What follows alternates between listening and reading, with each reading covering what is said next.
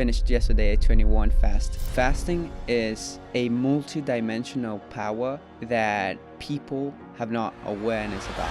We're gonna talk about Solomon, which was the wisest and the wealthiest person ever existed. But wisdom is the applied knowledge of God, and it's just the practical expression of your faith. Power that comes with authority.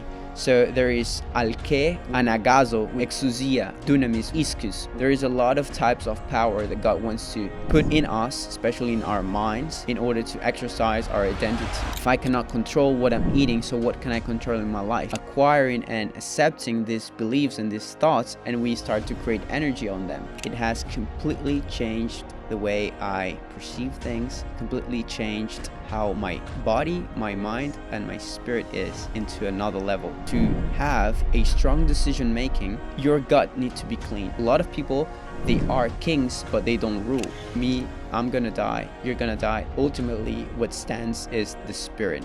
Ultimately, what stands is God. We need to understand, because your mind is very accountable to what you say. So if you promise something to yourself and you don't keep it, you start losing confidence. You start losing confidence with yourself. Be still and know that I am God. He has been my mentor who changed my life, telling me the truth about every area. Love is not what, most people preach about, kisses and this and that, but love is sacrificial. It's to sacrifice myself for you if I love you. And it was for me very strange, because I come from a background where I started drinking with 13 years old, I coming from a mental framework of scarcity, of mediocrity. My life truly started when God came in. If the one who was seated here was God in person and you could ask one question, what would you ask? Boom, boom. Good morning. Good morning. How are you, sir? I'm joyful in the spirit, and you? I can't complain. That's good. Got here in one piece. Gonna be talking about a couple things that I'm gonna be doing tomorrow. Fantastic. Yes. Then you get a little bit more of information beforehand. Exactly. So, shall we start? Yeah, of course. So today's topic is fasting. Fasting. Well, to be honest, fasting is a multi-dimensional power that people have not awareness about. Okay. What do I mean with this is that fasting is just more than physical benefits. It has mental and especially spiritual benefits. But most of the people, they just focus on the physical benefits of it. Now, I've just coming in a phase of fasting now. Finished yesterday a 21 fast, coming from a 7-day water fast. Well done. And it has completely changed the way I perceive things. It has completely changed how my body, my mind, and my spirit is into another level. So yeah, it's been great, and definitely we will talk about it in the podcast. Yes. In a very deeper way on next stages. Okay, just a quick one. Of course. So you're speaking spiritually. Mm-hmm. Talk to me a little bit further on that. About what? Spirit. Wow. So it's a topic that's been going around recently. Mm-hmm. Actually, when I say recently, it's been going on for years and years. Mm-hmm. But only have I come in contact with, doing things in a spiritual manner.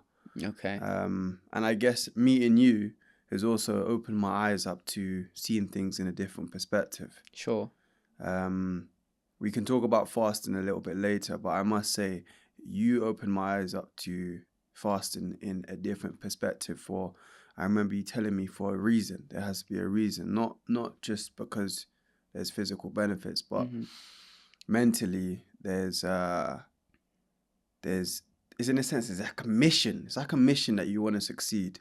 Yes. And when you fast, it kind of locks in on that mission. We can start by, when God created the heavens and the earth, the word in the beginning, God created the heavens and the earth. It means also in Hebrew, in the mind.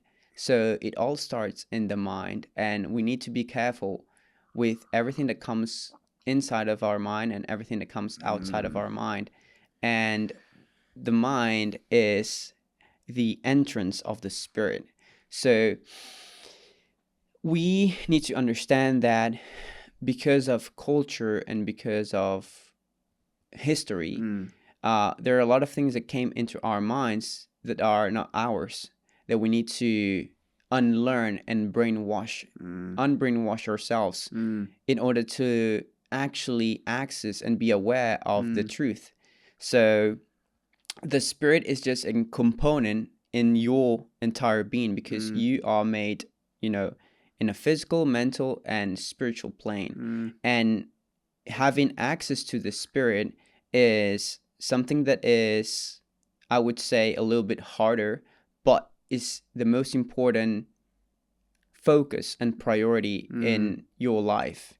Because when you get closer to the spirit, you start understanding your identity. You start understanding who you are. In this fasting that I'm coming at the moment, God has been revealing to me a lot of things, but especially about understanding who I am. And we can start by telling about, a life of abundance. Every single person wants to live a life of abundance in every single area. But what would be if I say to you that instead of you designing the life that you want, why don't you access the life that has already been designed to you? So in order to access the life that has already been designed to you, you need to tap into the spirit, into the deep of your spirit, to understand who you are. And God showed me that there's 3 phases in order to manifest truly here on the physical plane your truest identity and live your calling abundantly. Okay.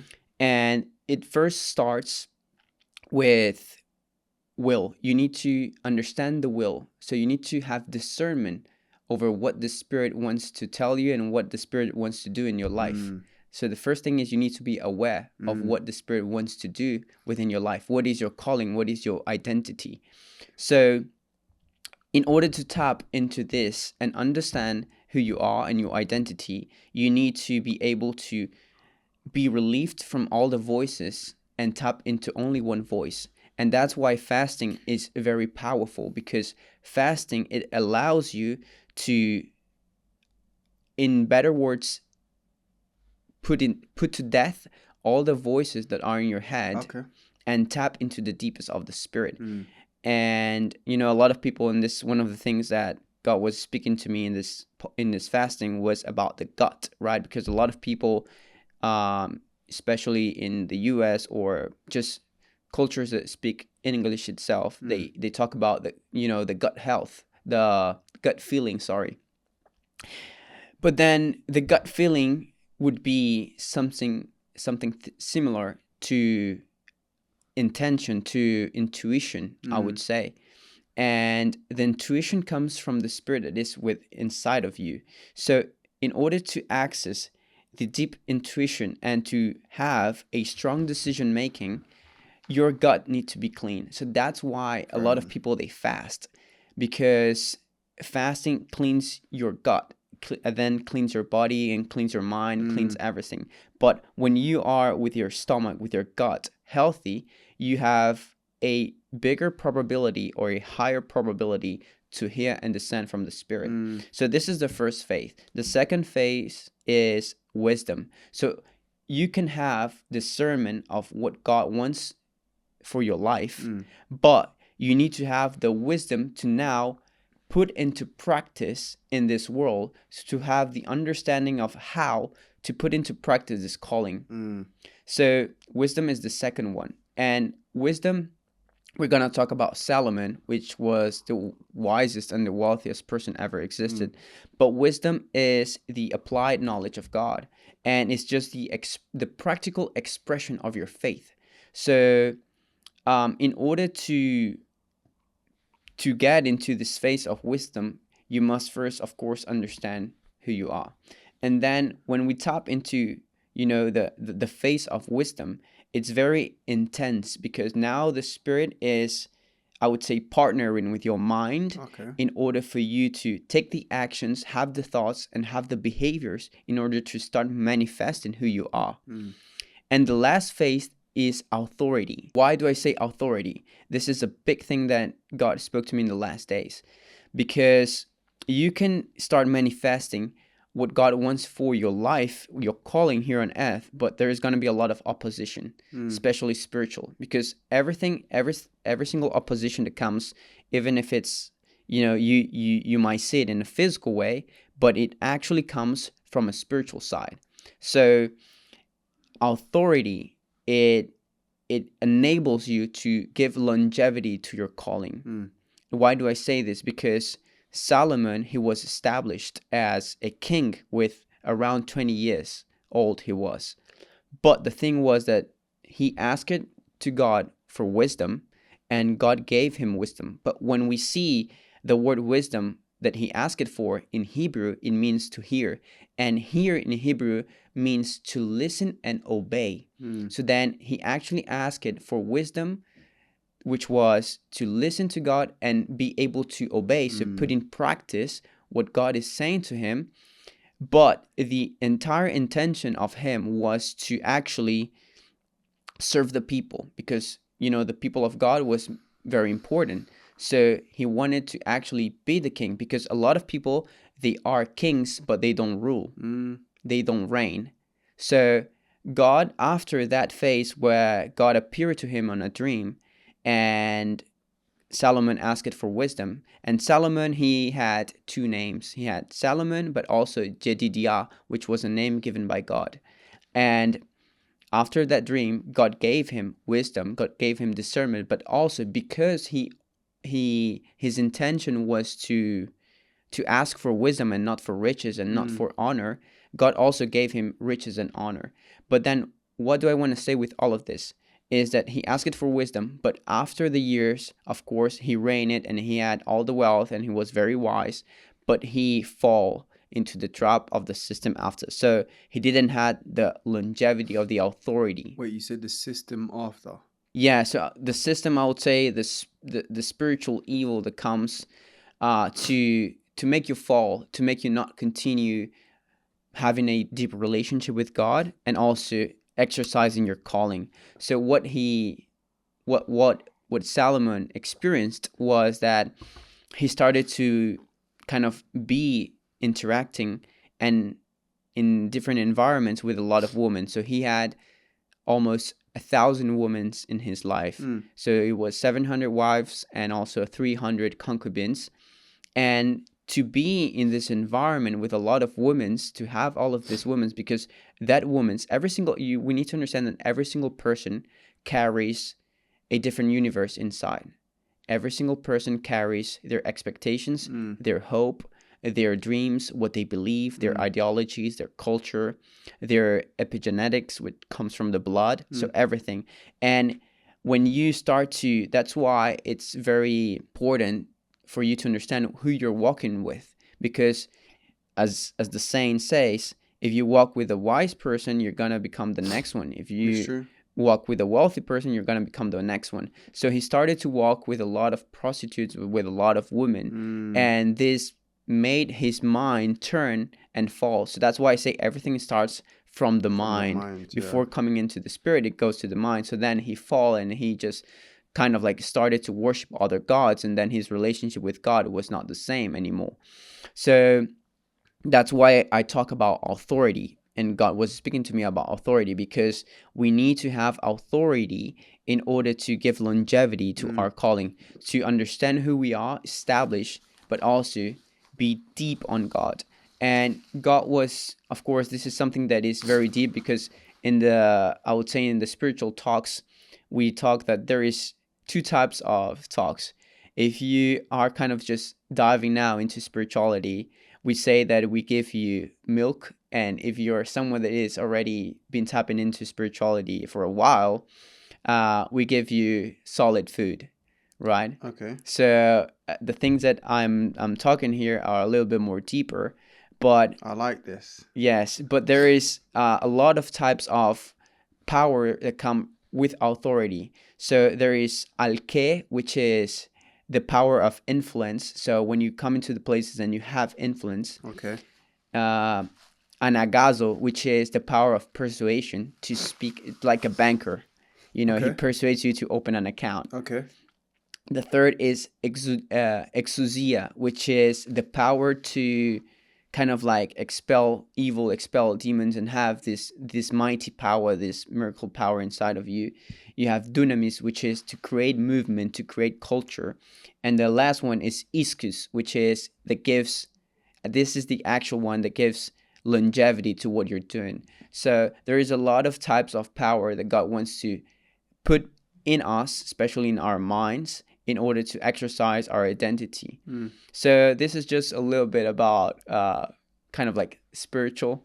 That of course we're gonna talk it more in this podcast. But yeah, the spirit is very powerful, and it's, of course, I would say that it's hard to tap into the spirit, but it's ultimately what is gonna give you fulfillment of a life.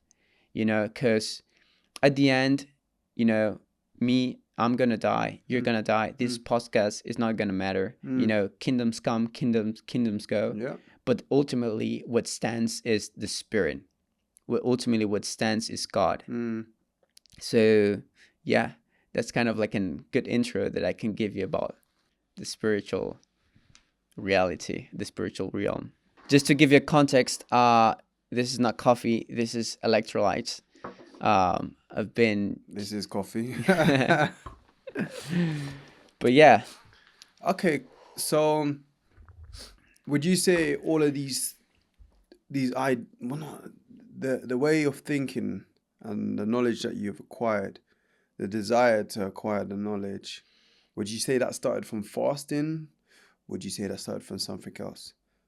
Because like, if I was to think about it, before I met you, I wouldn't say I'm a fitness freak, but I like what goes in my body, and I wouldn't say I like what goes in my body, but I like to know what goes in my body.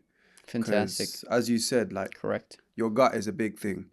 And I think the way you look at it and the way I look at it is very similar, but we have different perspectives. Sure. And I kind of like it because it makes me look into myself and my reason a bit deeper.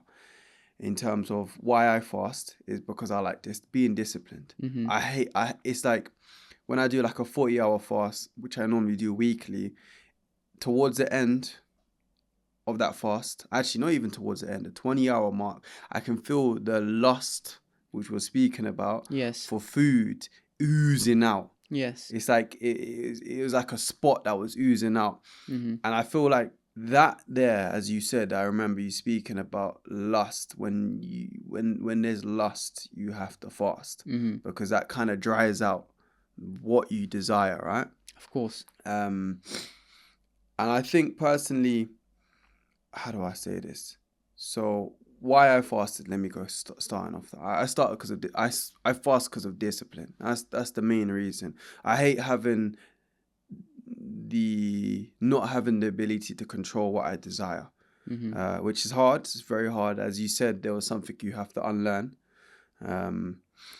And I think, what can I say? Not only do you need to unlearn something, but you need to have the desire to unfreeze something, then replace what that you've unfrozen, and then freeze again. And it's a constant cycle of constantly doing it. So I feel like before I met you, what I froze was discipline. And now I know you for a decent amount of time. I've realized that it's not just discipline. Discipline is the start motor, the motor for, like fasting. It's like, okay, cool, I have to just do it. Like, who's going to carry the boats? It's just we just keep going. Yes. But I think I would like to speak a little bit more on is, when did you realize that fasting was more powerful than it actually is? Because if you think about intermittent fasting, I've heard about it recently. For the last 2 years, a lot. Everyone's now saying, I'm going to try intermittent fast. I'm going to do this. I fast 8 hours in the morning, or I'm in a 16-hour period. And to me, I asked myself, why are you fasting? Like, what's the reason now? Like my reason was, I know, because I liked food. I really do like food. And I think fasting has definitely helped me to realize I like food a little bit too much. That goes on to a question I got for you. Well, you got a lot of questions. Yeah, this is one question. I wanted to know. Yes. Do you live to eat or do you eat to live?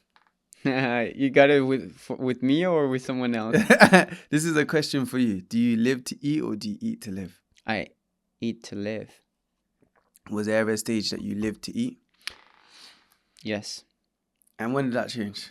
So, in order to understand, when we are talking about a certain topic, especially a very, I would say, important topic about fasting, and food lost, and discipline that you talked, in the beginning, we need to dive into the past to understand the future. So the importance of things, right? So, to begin, I would say first of all that Luke Belmar said it best. We need to understand the actual meaning of the words. So I would say that I am not a disciplined person, but I'm someone that have acquired self-control. And also, King Solomon said it also best, diligency, right? Diligency, to have diligency in the right times. And self-control is just different from discipline, but we'll dive on it later. I would say that, I have been into sports since 5 years old, and I've been into sports the entire life, but always performing great. But there was a point whereby I was not eating healthy, and when you come to the overall scope of health, the most important thing is what you eat. Yes. And when you go into the beginning of the creation of heavens and earth, when God gave authority to the man to domain over the earth, the food was something for him to live. Like food was something just to maintain him in order to continue progressing into his purpose and to live, not for him to just live for eating, right? So that's one of the core things that God has pulled out of me in this fasting. And I was asking myself, why I took a lot of time to get out of this cycle, right? Because I was thinking that it was a small thing. I was thinking that, overeating, that eating bad food, and all of this, having lust, thinking all the time, what am I going to eat next? I thought that this was just a small thing, and that there were other big things, other big, I would say, sins or other types of faults. But God showing me that, food was my God. Food was one of my gods, and I needed to get rid of it in order to access the next phase of my life. Because sometimes, most of the times, it's not the big things that will make you fall, but the small, little tiny things, the small little tiny rocks are gonna make you fall.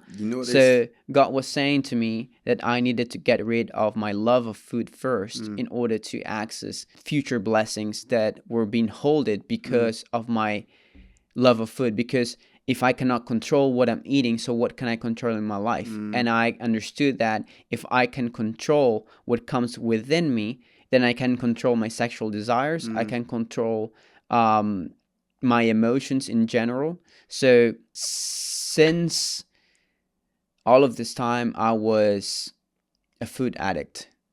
And it just turned because I was a person that was literally, as I said, was very deep in sports since young, but I was always overeating a lot. Even if it's whole foods, even if it was good foods, I was almost eating a lot. When I woke up, I was eating already, like after 30 minutes, eating 6 eggs, 4 pieces of bread, and all of this, and kind of like just put in.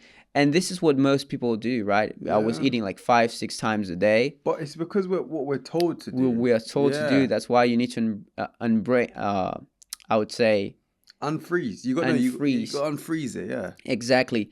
But when you see the purpose of food and the purpose of fasting, you need to, as I said, get into the past. And you see that fasting was something that was practiced by ancient cultures 4,000 years ago, 5,000 years ago.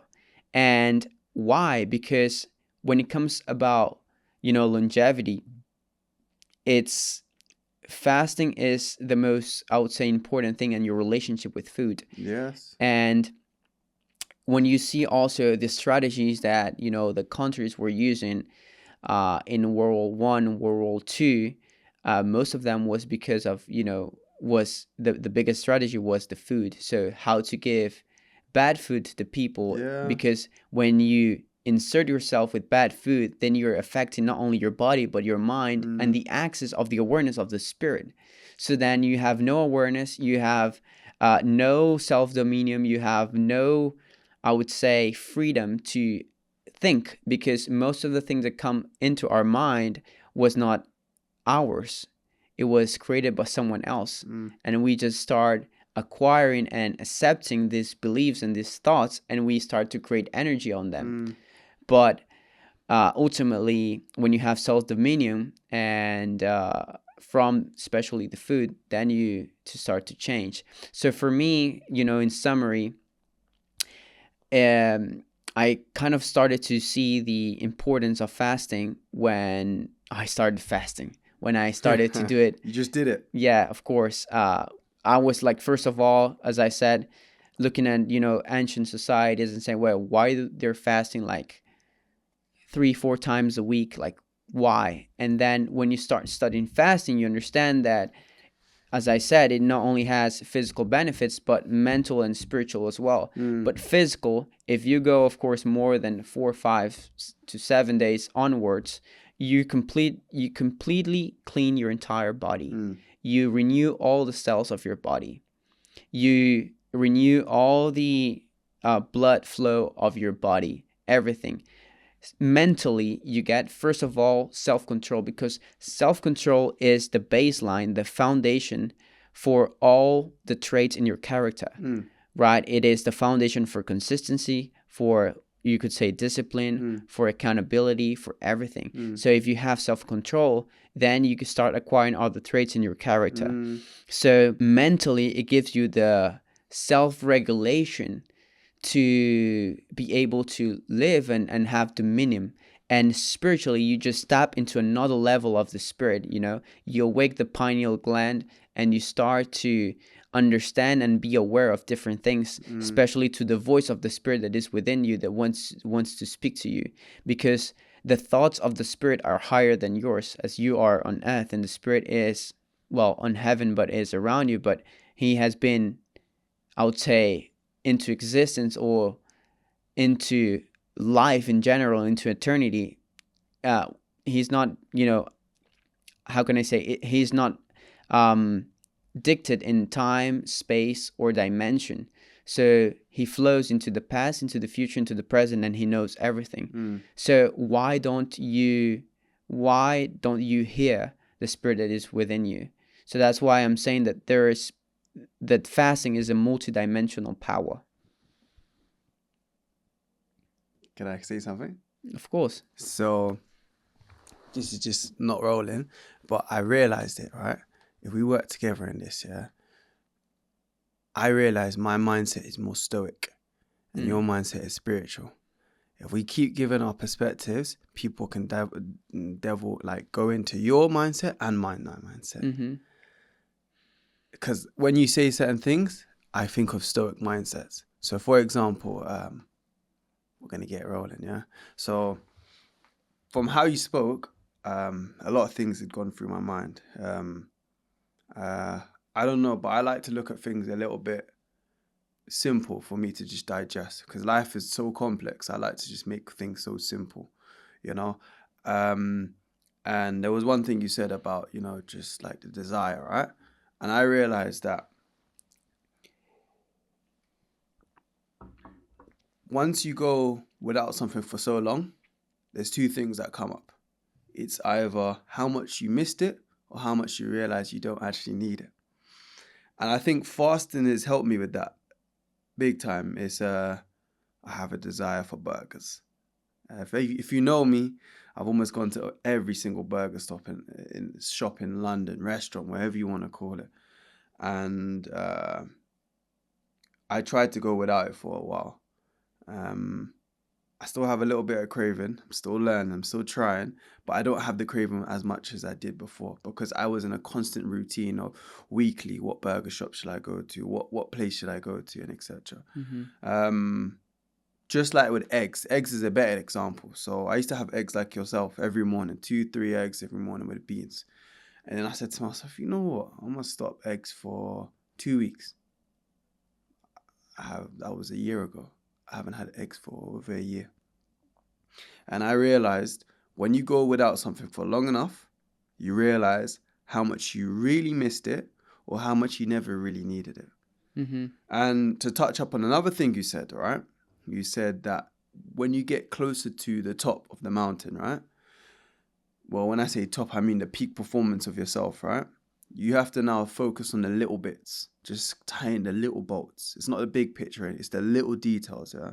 Yes. And, sometimes when I used to go for runs for a long time, or when I used to do something that was a long duration, I realized it wasn't the run, it wasn't the destination that was killing me. It was the small little rocks in my shoes. Yes. It was the tiny little rocks that were telling me, just stop for a second. Like, just take your shoes off and maybe just do it. No. When you get closer to the top, and I think when you realize getting closer to the top, you start to realize there's these small challenges. You start to look at your own perspective.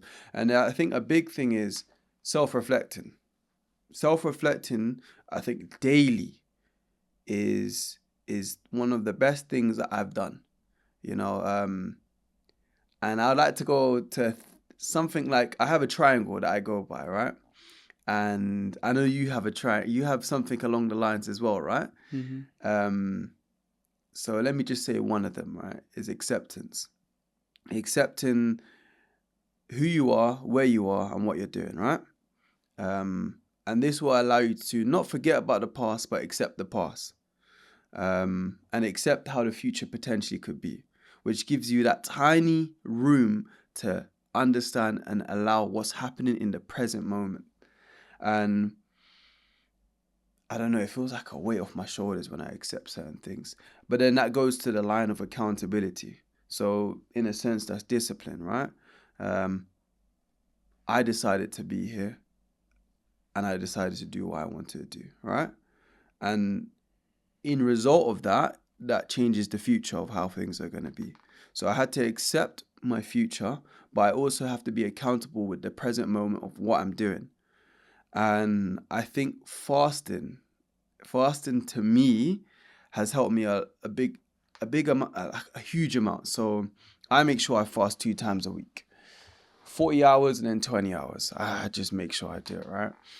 And let's say the night before, right? I don't eat what I want. Normally, maybe I have fish with some potatoes and some broccoli, just for my sake, and it's just for the health reasons that I believe. Right? And if I don't have that the night before, I still gotta fast. I still gotta fast the next day. If I didn't have enough water, or if I had, something that makes me feel dry, I still gotta fast the next day, and I have to accept. And I have to be accountable that what I done that exact time, I knew the following day I have to fast. And I think there's another thing that has been that's come to me big time is what the mind can continue, the body can too as well. So you have to sometimes quiet up here for the body just to be like, I'm going to continue. I'm sure, when we did that 10K run, we did it in 45 minutes, if I'm not mistaken. Yeah. That was my first time when we were fasting that morning, wasn't we? I was in my 36-hour fast. I remember that. And I was like, I wanted to quit. That was my first 10K and I wanted to quit. And I was like, no. There is a power of not giving up and doing one more and continuing a little bit. It unlocks your mind in another level. I agree. So I started that in the sauna. You know that. I started when I was fast. Let's say I said I'm going to be in the sauna for 10 minutes. So let me do that 1 extra minute. Let's say when I'm running, yeah? Exactly. If I'm running, I feel like, I want to give up. Every time I say I want to give up, I have to add 10 seconds. Yes. Because what the mind can take on, the body can also. It's because your mind is very accountable to what you say. So if you promise something to yourself and you don't keep it, you start losing confidence. You start losing confidence with yourself, and it just goes and goes and goes. Yeah. But when you start not giving up and then doing one more, like just one more set, just one more minute in the cold, Proving just to yourself. proving to yourself that you're not going to give up and you're going to continue no matter what, you start to build more confidence in what you say. Because words have power. God has made everything with the words, let there be light, let the heavens, the earth, everything. So we carry the same image of God. And when we carry the same image of God, that's why I was speaking about, tapping into your fullest identity. You need to understand that the words that you say are very powerful as well. And when you speak with boldness and conviction, it has more power. So we need to be careful with what we're saying always. And not only what we're saying, but what is coming upon our ears and what we're seeing. Talking about speaking, I think I've learned recently, less is more. Less is more. We are always taught, we're taught to speak, right? But are we taught to stay silent? Not stay silent, are we taught to be silent? God says, be still and know that I am God. And today in this generation, there is a lot of people that cannot be silent for 10 minutes, 20 minutes. They always need to be doing something. And I just realized on my first fastings that, like, when I was fasting, I was always trying to do something. Okay, let me read something. Okay, let me pray. Okay, let me do this or that. Even good things, even good habits. But God was speaking to me, be still. Be still. Because it's in the stillness that you find the answers, you find the deep power. So it's hard though. It's hard, of course. Hard to unlearn. But you need to learn. You need to learn to spend these times together with yourself. Because when you are, I would say that, especially for entrepreneurs, there's a phase of solitude where you no longer are the same and you no longer are in the frequency of the people that knew you before, but you're also not in the place whereby you can network or be around with the people that you want to be with. And this process of solitude, many entrepreneurs, they take it in the wrong way, but I'll say that it's a privilege. It's a gift from God in order for you to tap into your deeper self and understand who you are, and just kind of always understanding more about yourself, understanding what do you believe, what do you want in life, what are the things that you want to tap over your character, everything. So I would say that the lonely chapter, which is basically you're never alone, actually, to be honest, you're always you and God. So this chapter that you are being secured with God, that's why I say, like, have you ever heard about the bamboo tree? Is it a story? The bamboo tree. Oh yes. It spends 6 weeks, 6 months. Yeah, it spends a long time growing and growing and growing, inside the earth.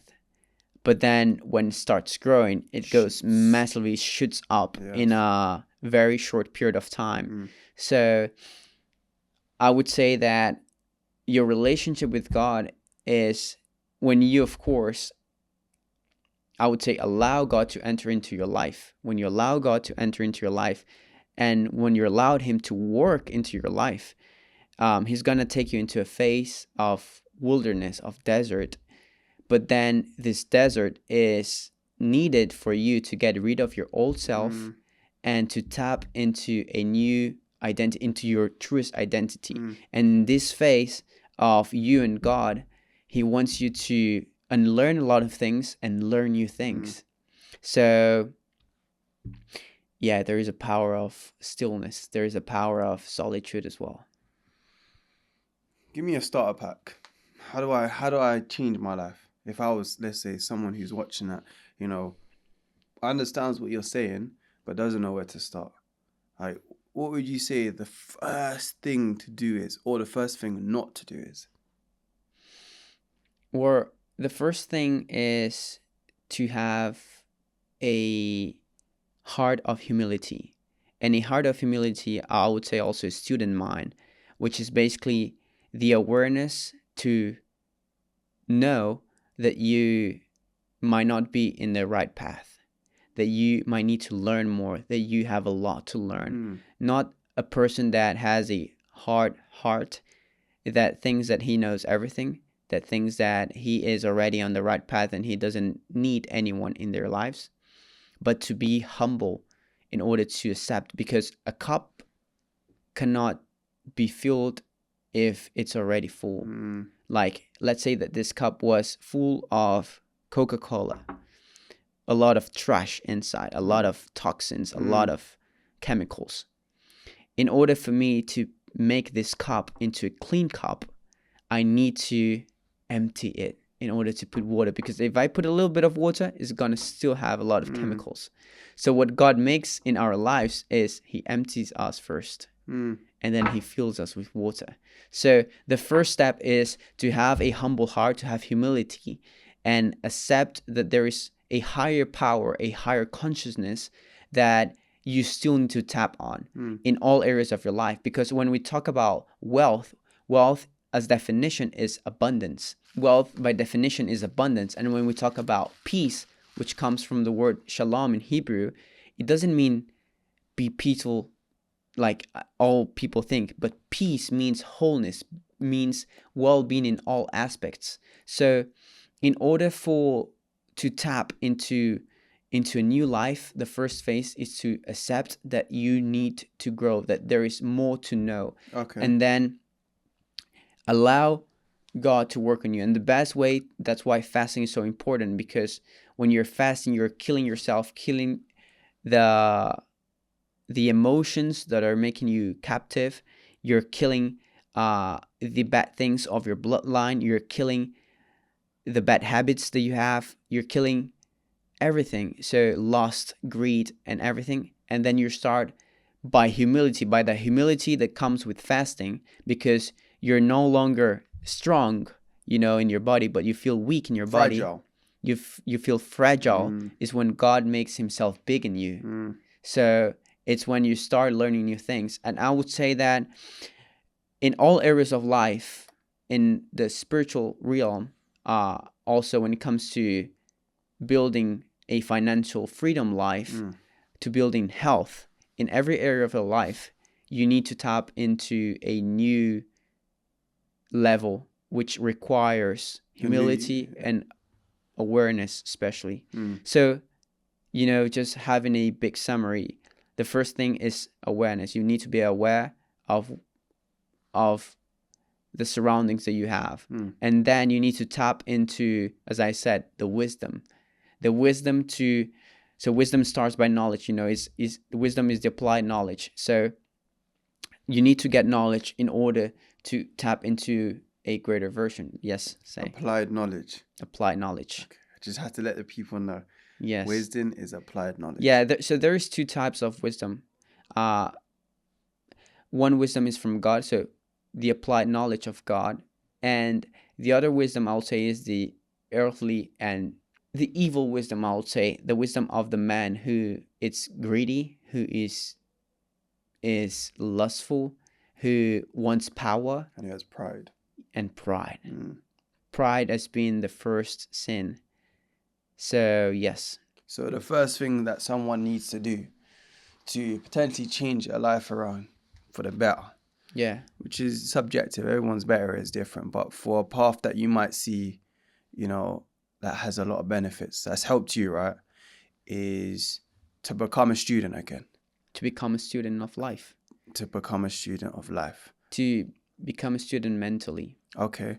And so we're going to go through the process of unfreezing, replacing, and freezing. So what we're gonna unfreeze is the mentality of knowing it all, the pride, The the pride. the pride. I'm at the age now where I know what to do, right?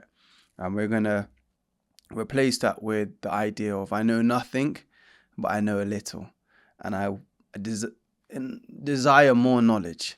And it's hard in the beginning because there's a lot of voices, a lot of information, especially now with AI and fast technology, Yes. and a lot of people talking into your mind. It's hard to find the truth. And that's why I say that we need to allow the Spirit of God to come within our lives to tell us the truth in every area. Because people, they make, spirituality as a religion. Spirituality is not a religion. God did not create a religion. God created a relationship. And God is for you in every area of your life, not only spiritual, but He has been my mentor, my financial mentor. He has been my physical mentor. He has been my mental mentor.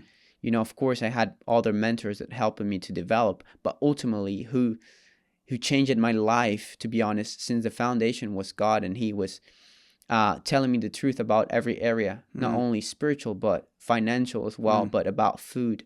So everything. So that's why I would say that the best source to go to tap to is God, to allow Him to tell you the truth about everything. And then when you are aware, you need to acquire more knowledge.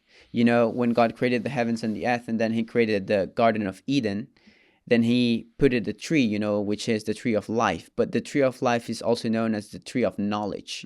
So that's why I'm saying that everything starts by the mind.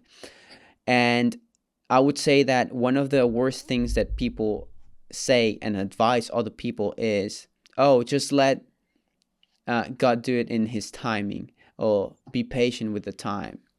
And this is something that you need to be very careful, because most times the time of God to send the rain, or I would say in better words, the blessing into your life, is the time that you need to develop your character. So the faster you develop your character is the faster that you're gonna enter into the promised land, that you're gonna receive what's actually is already been designed for you. So we need to tap into knowledge, because knowledge is going to give us I would say, the mindset, and then the ability I would say that knowledge will give you the possibility to access, to manifest physically what you want into your life. Knowledge gives you the opportunity. Now, wisdom is the ability, that the practical expression of your faith, of what you believe. Knowledge is so powerful. That's why I shifted to the educational industry, because I believe that the fundamental of life is education, is development. But don't you think that maybe like some people, for example, some people go to uni at 18, 19, and some people go to uni at 25, even 30. Everyone has their journey, right? Yes. And some people are running and some people are walking. Yes. Some people have even started. Yes. I'm looking at myself and I think, like, was I ready to know what I know now? Maybe 5 years ago? No, not really. What changed was I slowed down life a little bit. I decided to slow things down. Do you think you're living what God wanted you to live?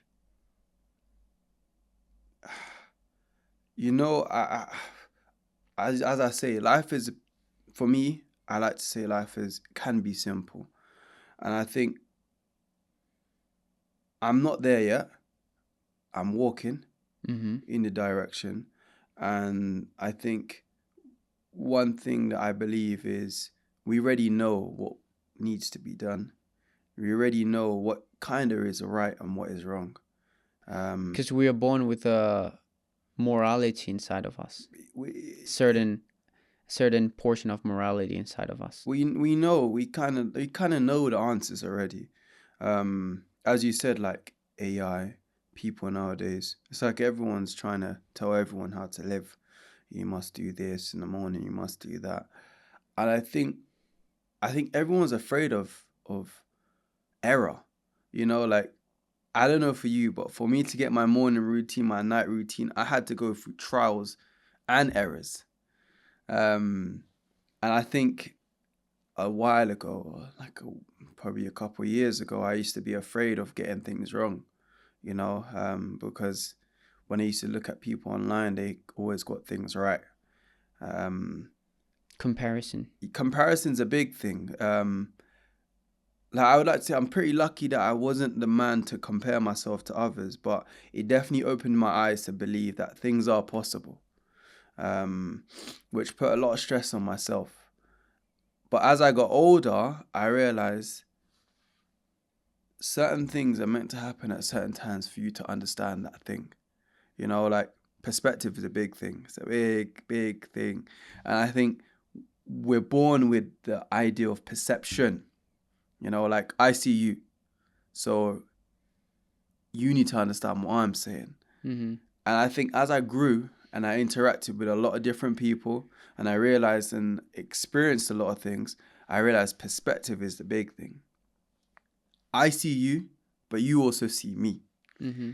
And in order for me to understand what you're saying, I need to be in your shoes. And what am I trying to say is I had to grow up a little bit in order to understand what I needed to do. And above all, why I needed to do what I needed to do. Like, you're probably told to have green tea in the morning. No, don't have green tea in the morning on an empty stomach. I wouldn't advise that, I'm telling you. But we're told to do this and that, right? But I think personally, we need to know why we're doing what we're doing, if that makes sense. Mm-hmm. And what I'm trying to ask you in that situation is, when did you know what you were doing was the right thing?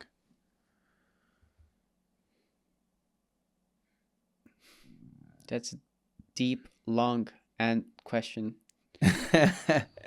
But because that's what people want to know. They want to know, like, you have to have a backbone in what you're doing. Like, when you walk out this room here, when you walk on the streets or when you go places, people are going to question you why you're doing what you're doing. mm-hmm. And there was a stage in my life, 2 years, I was focused. Let's just say that I was in focus mode. And we can talk about that, how I was in focus mode. But after the 2 years, I realized the biggest question was, why am I doing what I'm doing? Yes. And if you can't answer that, Great. oof, you fool. Fantastic. So I want to know when was the moment you realized what you were doing answered the why you're doing. Why are you doing what you're doing? Mm-hmm. Great question, and it will require a long answer, but it's gonna be an interesting one. So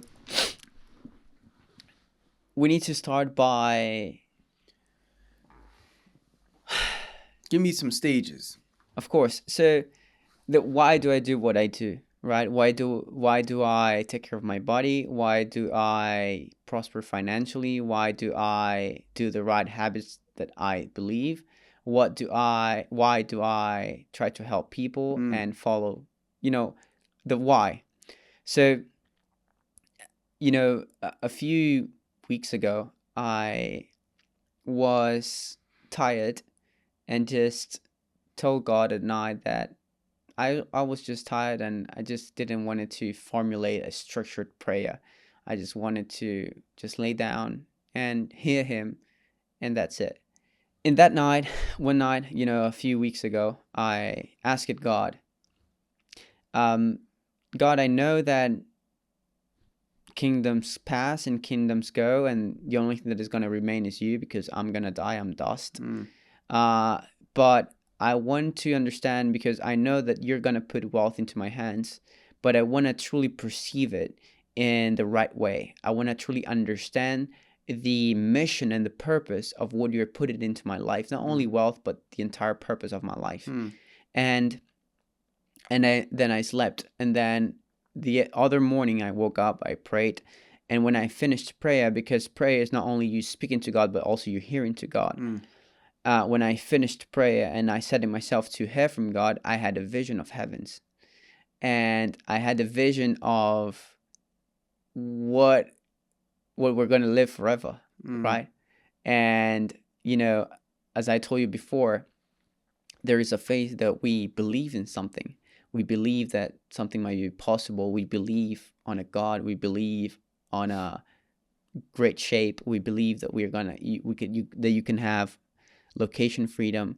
But there is a time when you pass from a believer to a knower, right? When you truly access it with total confidence. That's why I was talking about identity, right? Because you might believe that there is someone greater within you, but when you understand who this person is, you just tap into another level of faith, which is that you know who you are.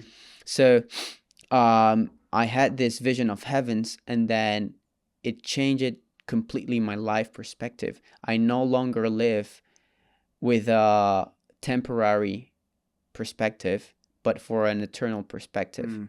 And the vision was so beautiful that I could understand that it is, just a temporary process to what we're going to live forever. So it's in order to, because, in heavens, there is no sadness, there is no evil, there is no anxiety, there is no stress, there's nothing of that. And it's going to be perfect. It's going to be perfection. And after I saw the visions, that I thought, of course, if I tell him this podcast is going to take a while, but if I put into details, I would just say that it was so wonderful and so abundant that I didn't want it to come back. So I could realize that, yes, there is a future, there is a hope of, eternity. And once I tap it into this reality, then my entire perspective changed, whereby now, okay, the wealth that is put upon my hands is going to stay here. It's not going with me. So there is a purpose with the wealth that is been put in upon my hands. Not only the wealth, but the other seeds that God has put it upon my hands. So the seed of the knowledge that I have, the experiences that I have, because I told you, like, we humans, we beings, we are a basket of experiences, of stories, of dreams, of expectations, of hope. So every single person is a different universe. And the most important thing I will say is to be faithful with the seeds that God put it into our hands. But we need to first understand what are the seeds that God put it into our hands. So I would just say that because of not only that vision that I had of heavens, but my entire life, I have realized that I'm not here for myself, but I'm here to serve people. The biggest and the greatest of all, he said it best. He said it, I do not come to be served, but I come to serve. So this is the primarily principle of leadership, is to serve the people that are around you, to serve the people that are, below you. And I would just say that physically, like, everything is about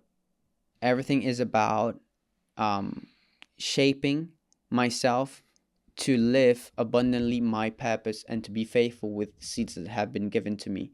So in order to continuously be, faithful with the seeds that have been given to me, I need to take care of my body, because my body is the temple of the Spirit.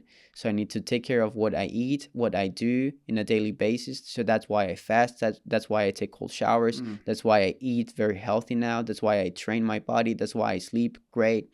I need to take care of my mind, because the mind is very fragile to everything that comes and goes.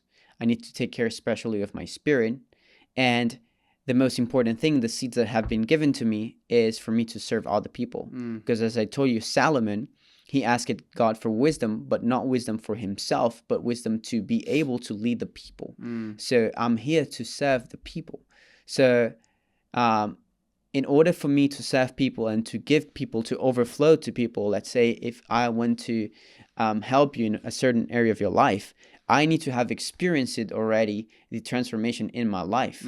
So if I want to help you in your spiritual life, I need to be already transformed spiritually to help you out. So I would say that why do I do what I do is because of the calling that has been put upon my hands and to serve people. And now I can say that today I understand love. And love is not what, most people preach about, just, kisses and this and that. But love is sacrificial. It's to sacrifice myself for you if I love you. So, kind of like after I started my journey with God, I could consistently understand new traits and understand new perspective. I always, every single day, I pray for God to give me his perspective of life, to give me, to put into me how he thinks, how he sees life. And it's just been exciting journey and, exciting, I would say, seasons. Yes, that's why I do what I do. Because as I said, like, this podcast that we're doing now, it's gonna pass. Like, the people that criticize me, if they criticize me, they're gonna die as well. They're like, their opinions are gonna die. You're gonna die. I'm gonna die. So, like, do you remember your grandfather? No. So, yeah, literally, everything is gonna pass. Like, what it will still be here is like, how did I live, and if I was faithful with what was given to me, and to pass to the generations, to pass to people, the transformation and the abundance that have passed through me. So I don't care what all the people say. Like, I'm here to, I'm here to help people, because that's what I'm meant to do. And like, I'm not here to, let's say, I'm not gonna sell you something that, I'm not gonna give you something that I believe is bad for you. Like, there is no why. So just good intentions. And at the last but not least, I'm gonna say that, especially in this last season of my life, of all of these experiences that I've been having with God, in fasting, in a deeper level of authority, and He's showing me who I am. I have no fear of no one, and to chop off my head is a favor that you're doing me, because I know where I'm going. So, and you see that the greatest people, Socrates, or I would just, you see all of these people, but the biggest people that wanted to bring the truth to the masses, to the world, they have been killed. They have been assassinated. So if that's what needs to happen to me, let it be so. But I'm here until the time that I'm here, I have no afraid of no one, and I know who I am, and I'm just putting my calling outside the box. Gotta shake my hand. That's amazing, brother. So that's why I do what I do. I think it was a long answer. No, that's sorry, I have to say that was good. That was very good. Yo.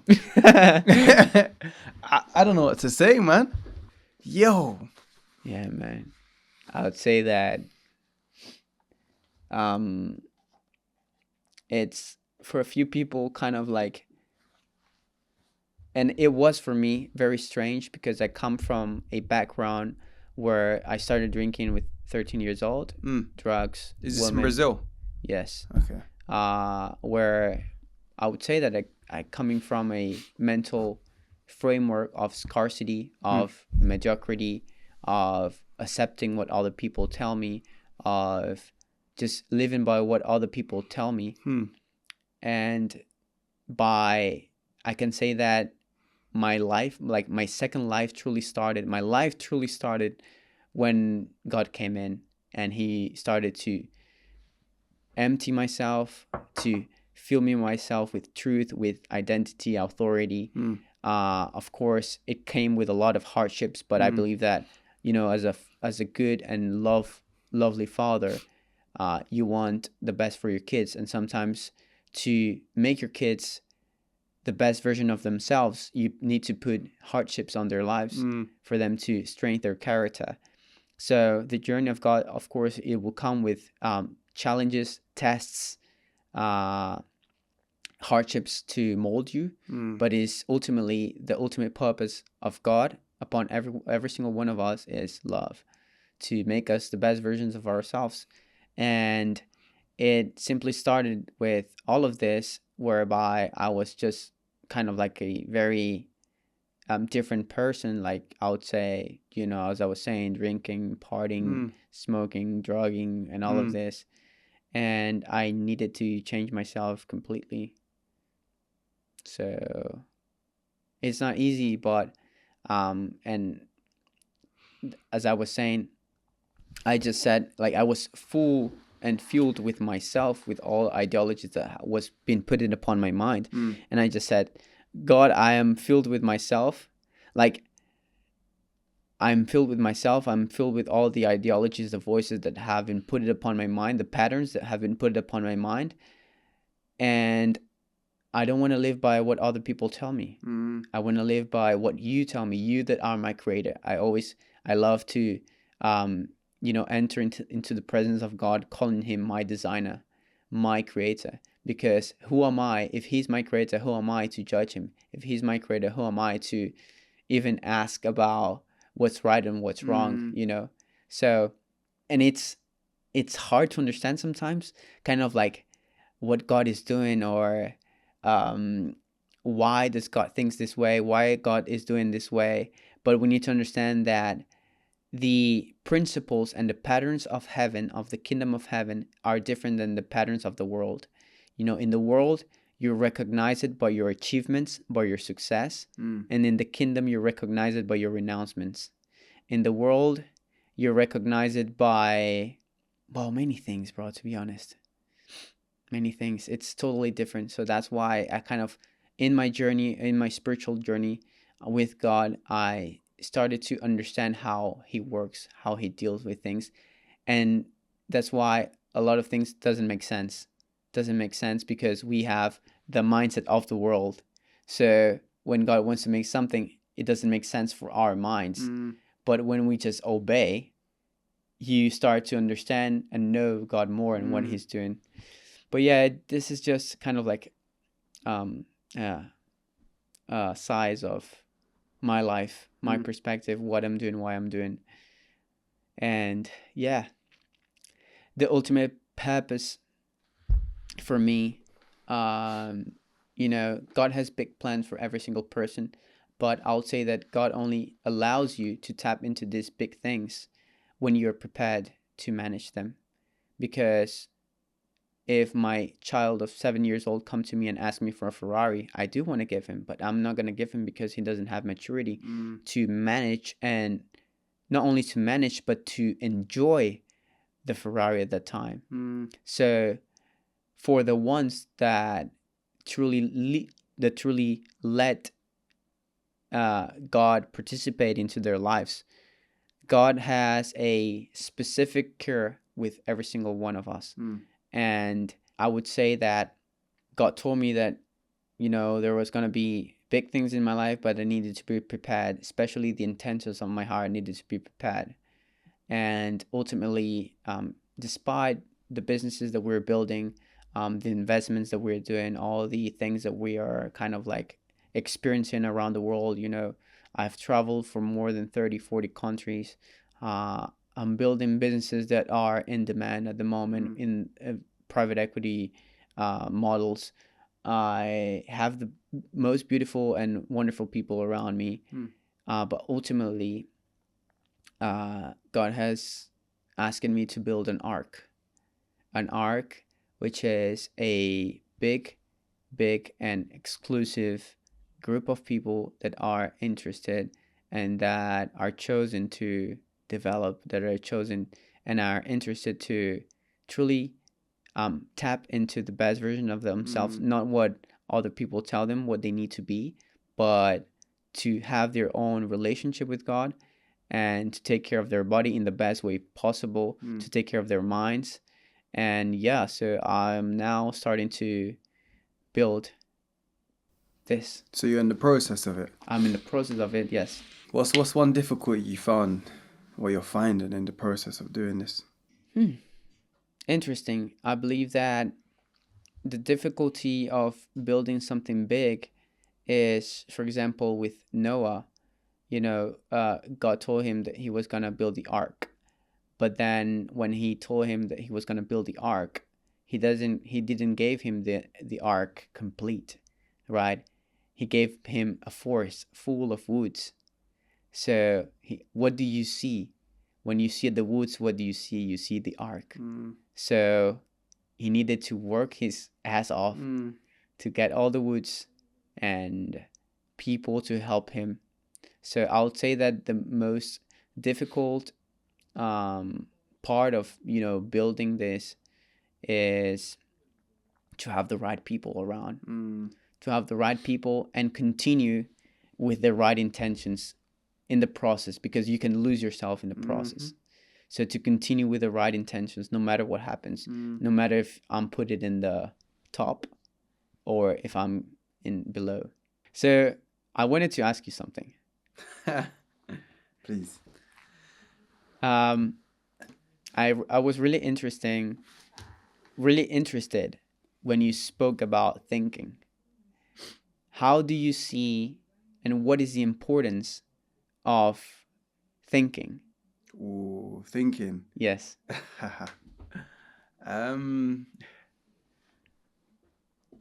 First thing, I've learned to pause. That's a big thing. Pause for about 2-3 seconds, how long you need to pause, and process what you're thinking, and then in a sense respond. It's a big triangle for me, because if you don't pause, you react, and there's a difference between reacting and responding. I learned that in fighting. If you react to someone's punch, you might lower your guard. But if you respond to someone's punch, you might tighten your guard, because you've had time to process what the other person is doing. Okay. But when you react, it's like you run. You go straight into your fight or flight. So when we talk about thinking, number one is, no, that's not number one, but don't be judgmental. Don't be judgmental on your thoughts. What do you mean by that? Sometimes we think about if what we're saying is right. And I think if you have, as you said, the right intention.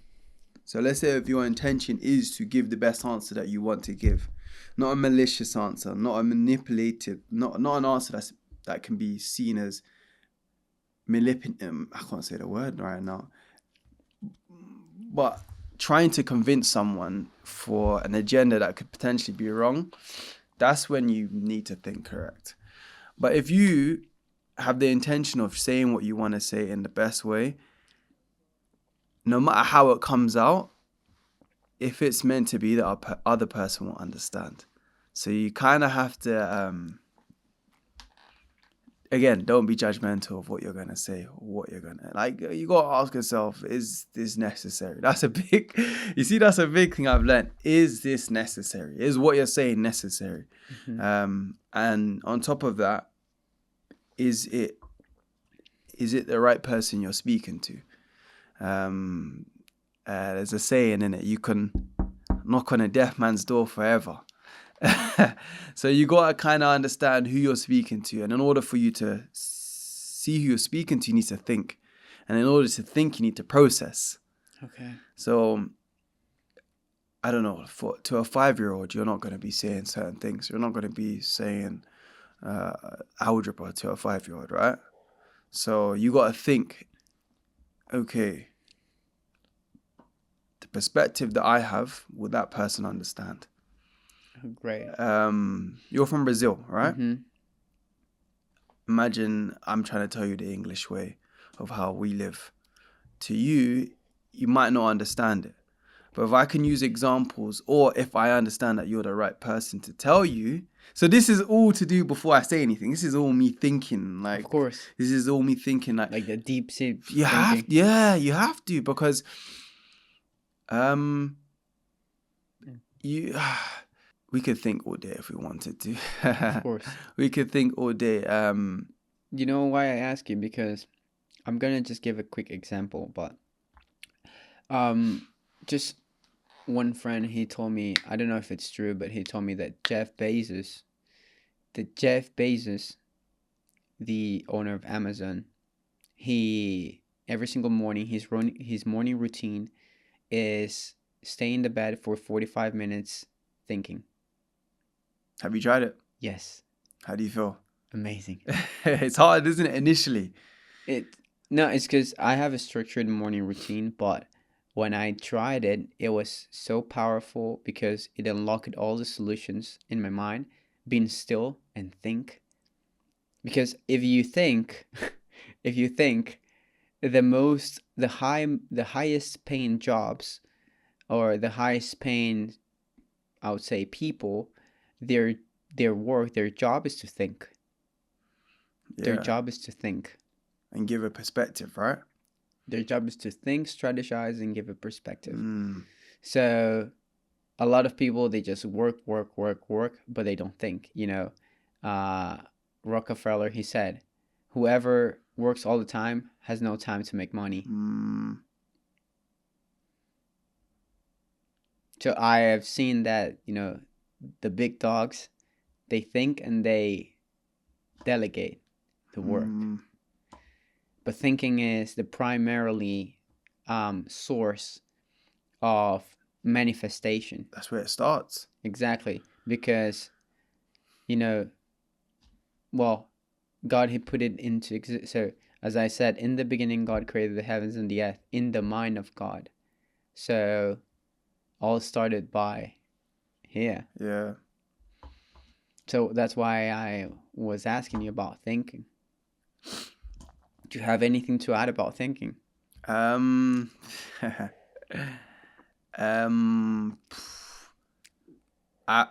could tell you what I do in the morning, just like Jeff Bezos, but not for 45 minutes. I meditate. Before I start my process of meditation, I have a stage where so let's say if I'm going to meditate for 15 minutes, right? Half of that time is done thinking. And if you sit there and you just are not non-judgmental about what you think of, your brain's going to go, it's going to latch onto so many things. And you're going to realize your brain can think about a lot of things in a short amount of time. And it's okay. It's okay. You just got to acknowledge what you're thinking and make the decision. Is this needed to be thought about, or is this needed to continue to think about? So, great. As you said, thinking is the main thing that we all do. We think, we have like how many thoughts in a day? And if I was to talk about thinking, I'd say, as you said, before you think, ask yourself what is your intent. No, before you say something, because I'm sure when you think, you now say something, right? And I think before you say something, ask yourself, what are my intentions? Yes. To me, that's a big thing. It's like, am I speaking to you because I want something out of you? Am I going to say something because I need you for the future?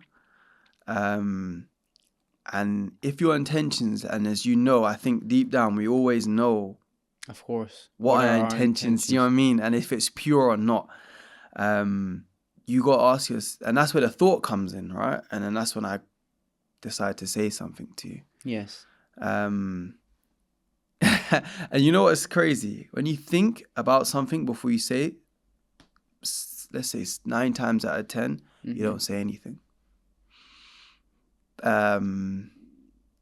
You absorb a lot. Actually, no. You observe without absorbing. Yes. And that's where perception and perspective comes in. Can I ask you one question? Please. If the one who was sitting here was God in person and you could ask one question, what would you ask?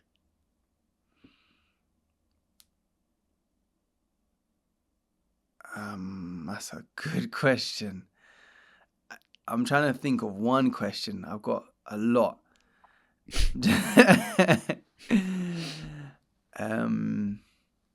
What is one question? That you would ask God if you knew He could answer you straight away. If you want, I can leave it for later. Oh, because I have a lot. But do you have an answer, a question in your head? What? If God was sitting here, what would be the question you'd ask? Oh, God is sitting here, first of all. Yeah, he's but what's one question then you ask? One. It's really hard to ask one. Why? Why? Why? Why? Why do you love us so much? Why? Because God created, everything. There is no billion planets. There's no trillion planets. There's no quadrillion planets. There's more than that. There is quadrillion galaxies. So there is everything. Like, the universe is so big. There is many things. And then when God created everything, He said, let it be. But then at the end, when God was created the man, us, He said, let us make the man in our own image. So He needed to put His hands to make the man. And not only that, but He put us into a world, into an earth that is perfect to live abundantly, because in other planets there is no life at all. And to see the beauty of His hands and how He loved us to a point to give us not only this life, which is based for us to grow kind of like as a child, to mature ourselves, but to give us eternal life in abundance. Why? Why? That's my question. It's the big why. Yes. I got a question for you. Yes. You said three things. Actually, you stated them in three ways. You said financial, mental, and physical. So they sound like three things that you want to venture in and focus in, right? So why financial? Why is that a big thing to you, if you don't mind me asking? Well, I don't remember to say that, but I would say that I do have my focus. So what God teached me about wealth was that, as I said before, the principles of the kingdom are different from the principles of the earth. So the currency of the world is money, and the currency of the heavens is faithfulness. So the most wealthy persons and characters that ever existed on this earth were God's friend. But if you take a look deeper into their perspective about life, they didn't care about wealth. Their primarily focus was God, and the wealth was there as a resource to fulfill their purpose meanwhile they were here. So God showed me that the primarily understanding and perspective of health is for me to understand that it is and it will continuously be in my hands for a purpose, and it serves my purpose. I do not serve money, but money serves me. A lot of people that get this wrong. It's not, they say that the roots of all evil is money, but it's not. They say the actual is the love of money is the root of all evil, not the money itself, but the love of money. Money was actually something created by the human being. God created wealth, abundance. He is the Lord of gold and silver, but he didn't create money. Money was a structured technological advancement created by their own human being. Mm. And a lot of people, they get anxious because they don't have money, because they do not have this and that, and they just truly hurt themselves by not having financial resources. And this just make them blind, because if I ask them, okay, if you had money now, what would you do? I asked this from many people that don't have money, and they could not answer me. So money is just a resource for your purpose of what is the next step. But people, they seem to not understand the job of money in this world. So I would say that just wealth into my life, it's something that it comes with ease and abundance, but it comes to serve my purpose. It comes to serve what I'm here to build, and that's it. So it acts on something that allows you to broaden what you're here to do. Yes, it serves my purpose. Money is no longer my Lord. It's a servant of my purpose. Society really, money is a big thing in society now. Money is a big thing in society. Economic circumstances, because, well, the big dogs, they know how to influence the masses, influence the people, and they do it by economic movements, by the food industry, by the entertainment industry, by all of this. But when it comes to money, it's so, I would say, sad, because they're printing money, and then there are people just working their asses off and they're spending their time. You see a lot of even hedge fund managers that they work their asses off 90, 100 and something hours a week, but then after 30 years they just want to get their time back, and they can't. So they got into the illusion that what was important in their life was money. But when you enter into a different perspective, whereby money is no longer your Lord, and you don't work for money, you do not work for money, money is just a blueprint and a resource into your life, then things start to shape.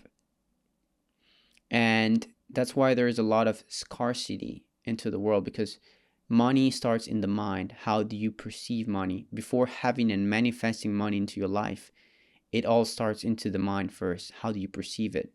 Because if you take a look at the behavior of rich people and poor people, they entertain themselves. Rich people, they educate themselves. So there is a very high difference between both. What's the difference between poor and broke?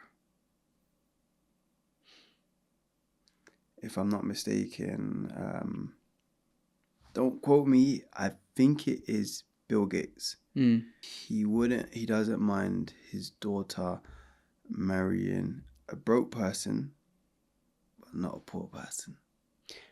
A poor person starts with the mind, and a broke person, he is just, can say broke financially, but he is mentally rich. He's not broken. And every single person starts being rich in the mind first, before manifesting into their life, into the physical realm.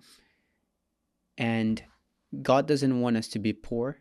God doesn't want us to be in scarcity. I would say, truly say with all conviction, that our financial or economic life does not represent our spiritual life. Like, it doesn't mean, why do I say this? Because a lot of people that are religious, they believe that just because someone is rich, they're bad people. They're not. Okay. That's why I'm saying that your economic situation have no intimacy with your spiritual situation. So money will just reinforce who you are. If you're a good person, You'll definitely be a wonderful person when you have money, helping people, honoring people, building great things, and using it with faithfulness. If you're a bad person, and it will come back to you. One of the quotes that I wanted to live is, God says that for the one who pleases God, God gives him knowledge, wisdom, and joy. But for the one that does not please God, God give him the job of collecting for the one who pleases him. So if you're wealthy, yes, you can build wealth without God. You can build financial structures without God. But ultimately, everything that you have will be passed to someone that pleases God. So you're just a collector. You're just a collector in life. Got some good knowledge on you, brother. Some good knowledge. That's how I perceive it. And of course, you need to be very faithful, and because if God is going to put wealth in your hands, he wants you to be faithful, and he wants you to manage it wisely, invest it wisely, invest it in the right people, in the right businesses, in the right vehicles to multiply. When God put the man on earth, he said, be fruitful and multiply. So it's not just about multiplying humans, but multiplying everything that we do. Because there is a difference between prosperity and abundance. Prosperity is the growth process of one thing, and abundance is when you have not only one area of your life prospering or growing, but every single area of your life growing. I would say that the problem is that people, they're positioned in the wrong way, because there is people that are no smarter than you, even though they are very immature, making a lot of money, but they just position themselves in the right opportunity at the right time, and they just have the right actions. So there are just other people that are good people, but they are positioned wrong. They think that maybe having 1, 2, 3 jobs is gonna, make them prosper. But unfortunately, it's not like that. I'll say that the biggest skills that you should have are 3. First is curiosity. You should have curiosity to know more things. Curiosity leverages faith. That's interesting, because these are the 3 traits that I was speaking of, that I wanted to speak about. But curiosity is the entrance, because curiosity gives you hope that there's some opportunity there. Second is leverage. People that understand how to multiply, they understand leverage. And third is faith, for not to give up and continue understanding who you are, and just building, continue step by step. So you get paid in proportions to the problems that you solve. So if there are many people solving the same problem, you're going to get paid low. Yes. Yeah. But if you start solving a bigger problem, you're going to get paid more. And if you position yourself better to solve this problem, you're going to get paid even more in an easier way. So the question is, what problem are you here to solve? What problem has God given you to solve here? So once you understand what you're here to solve, and of course, I would say that you should follow what is in fire inside of you. But before you start working with what you're passionate about, sometimes you will need to work with things that you don't like, but that gives you the ability and positioning for your next phase. So I would say that income follows asset. Myron Golden said it best. Income follows assets, and assets are a value. So a lot of poor people, they are focused on liabilities, and the rich people are focusing on building assets. And the most important asset is yourself, because God is the source, you're the resource, and you're the one that's going to create assets, because the first thing that God tells us is that He's creative, because He created the heavens and the earth and everything that around us, everything that we see and everything that we don't see. And if we are His image, we are creatives as well. So we have the ability to create assets that have value, that simply solve the problems, of other people. So I would say that the most important thing is not only to understand the problem that you're solving deeply, but also to position yourself. Positioning is the key if you want to have financial freedom, if you want to start building. And sometimes you don't want the money, but you want the peace, you want the freedom to travel, you want the financial freedom, you want the location freedom, you want the time freedom to spend time with your family, to spend time with God. And you just need to position yourself. And add leverage, right? Yes. You need to have curiosity. For example, I'm going to give you a tip. So, okay, what are the trends and the demands, in this world that we're living? And you see now, and I can testify this because I have mentees with 17 years old making 60, 80, 100K a month. So you say, well, how? Because they have positioned themselves better. And the positioning basically that you see at the moment is you have the opportunity to have high income in digital ventures. So position yourself, whether it's by selling your knowledge, whether it's by selling a physical or digital product, and sell it online. Understand the online system, the online landscapes to serve people.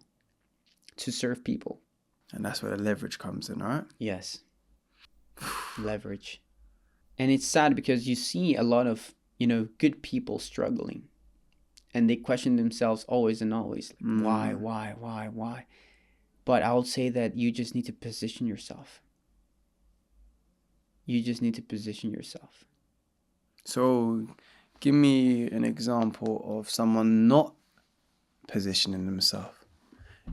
Let's say someone who's not doing the right thing. What's an example you can give that someone potentially could relate or be like, that's potentially me? I would say maybe someone that has and knows that he has a lot of potential of helping people, potential of having a good mindset, potential of understanding and having a good perspective of the world, but he is working a low paying job because he doesn't have, you remember what I said about the wisdom, he doesn't have the wisdom which starts by the knowledge on how to position himself to create abundance financially in his life. So this person, he needs to stop, be still, and first, curiosity, have the ability to be curious, to know what are the trends, because you need to get into a venture or something that is in demand, that is currently in demand. And that's why I say people, they need to, bro, this is very important. People, like, these are the last years of freedom. Done. These are the last years of freedom. Oh, shame.